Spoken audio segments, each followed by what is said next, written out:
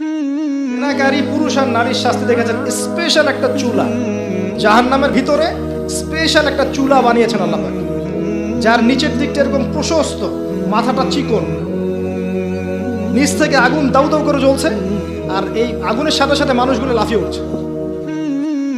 আগুন নিচে নেমে যাচ্ছে, মানুষগুলো নিচে নেমে যাচ্ছে, আবার দাউ দাউ করে আগুন, আবার মানুষগুলো উপরে উঠছে। এটা ওদের শাস্তি দেখেছেন নবী সাল্লাল্লাহু আলাইহি ওয়াসাল্লাম, যারা এই উম্মতের জেনা এবং ব্যভিচারে লিপ্ত আছে।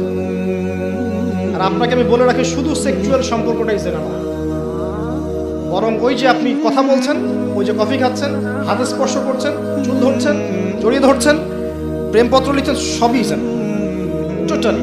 এই প্রতিটা কাজ স্ত্রীর সাথে করলে প্রত্যেকটা কাজের বিনিময়ে নেকি পাবেন। আর এই প্রতিটা কাজ আপনি ওর সাথে করলে আপনি প্রত্যেকটা কাজের বিনিময়ে জাহান্নামের দিকে যাচ্ছেন।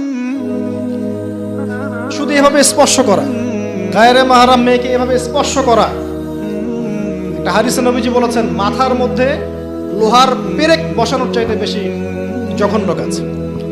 মানে একবার করে স্পর্শ করার শাস্তি হচ্ছে মাথায় আল্লাহ পাক লোহার পেরেক বসাবে। আর বিবাহিত, এটা তো বললাম অবিবাহিত জেনারেশন, যাদের মধ্যে আবেগটা বেশি থাকে।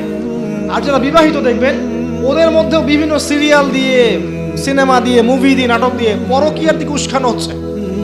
মনে হচ্ছে পরকীয়া একটা স্বাভাবিক বিষয়। আর এখন ম্যাক্সিমাম পরিবারের মধ্যে পরকীয়া ঢুকে গেছে। দেখবেন স্বামী জানেই না স্ত্রী পরকীয়া করছে, স্ত্রীও জানে না স্বামীর কটার সাথে অ্যাফেয়ার। হ্যাঁ, এবং এগুলো করলে কেউ খারাপ বলবে না। আবার এগুলো করলে এবং জেনা করলে কেউ খারাপ বলবে না। খারাপ তখন বলবে যখন আপনি সাহস করে আরেকটা বিয়ে করতে যাবেন। এটা দুনিয়া। এখন আপনি সাহস করে বৈধ একটা বিয়ে করলে মানুষ আপনার দিকে বাঁকা চোখে তাকাবে, চরিত্র খারাপ মনে হয়। কিন্তু বিবাহিত হওয়ার পরেও একটা স্ত্রী নিয়ে আছেন, এদিকে 10টার সাথে পরকীয়া, কোনো সমস্যা নেই। অথবা বিয়ে না করে আপনি 1000টা মেয়ের সাথে জেনা করছেন, বারে যাচ্ছেন, এই পতিতালয় যাচ্ছেন, ধনির দুলাল হলে ওখানে গিয়ে ইয়াবা খাচ্ছেন, মাদক খাচ্ছেন, সেক্স করে বাসায় ফিরছেন, কোনো সমস্যা নেই। কিন্তু আপনি যদি বলেন বাবা আমার বিয়েটা একটু তাড়াতাড়ি দিন, আমার চাহিদা আছে, আমার বয়স হয়েছে 20-25 হয়ে গেছে, আমাকে বিয়ে দিন। এখন কিসের বয়স তোমার বিয়ে করা? আগে 30-35 হোক, নিজের পায়ে দাঁড়াও আগে। ও নিজের পায়ে দাঁড়াতে দাঁড়াতেই ও জাহান্নামের পায়ে দাঁড়িয়ে গেছে। এদিকে নিজের মেয়েদের চাহিদা আরো আগে শুরু হয়। এবং তারা তো মুখ ফুটে সব বলতে পারে না, বাট তাদের চাহিদা আমাদের চেয়ে বেশি আছে।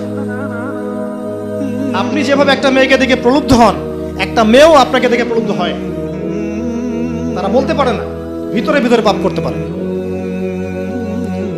আর ওদের ব্রেনটাকে ওয়াশ করে দিয়ে বিভিন্ন সিরিয়াল দিয়ে, বিউটি কন্টেস্ট দিয়ে, নাটক দিয়ে, মুভিজ দিয়ে, পর্নোগ্রাফি দিয়ে, আর ছেলেদের সংস্পর্শ দিয়ে আমরা ওদেরকেও জেনার টেনে টেনে আসতে চাই নাই, টেনে হিস্ট্রে জেনার কাছে নিয়ে আসছে। আসবি না মানে আয়, এটাই উন্নতি, এটাই অগ্রগতি, এটাই প্রগতি, আয় আসবি না কেন? এভাবে সমাজের কাঠামোটা নষ্ট হয়ে গেছে, পরিবারগুলো ভেঙে যাচ্ছে। আর এরপরে দেখবেন ডিভোর্স, ওই যে বাচ্চা কাচ্চা যেগুলো আছে, এগুলো মা ছাড়া বাপ ছাড়া মানুষ হবে। আর যখন একটা পরিবারের সন্তানরা আদর, ভালোবাসা, মহব্বতের পরিবেশ পাবে না, এরা বড় হয়ে জঙ্গি হবে, এরা বড় হয়ে সন্ত্রাসী হবে। ওরা বিক্ষিপ্ত মাথার হয়ে উঠবে, মানসিকভাবে একদম টোটালি ফেড আপ। এই হচ্ছে অবস্থা।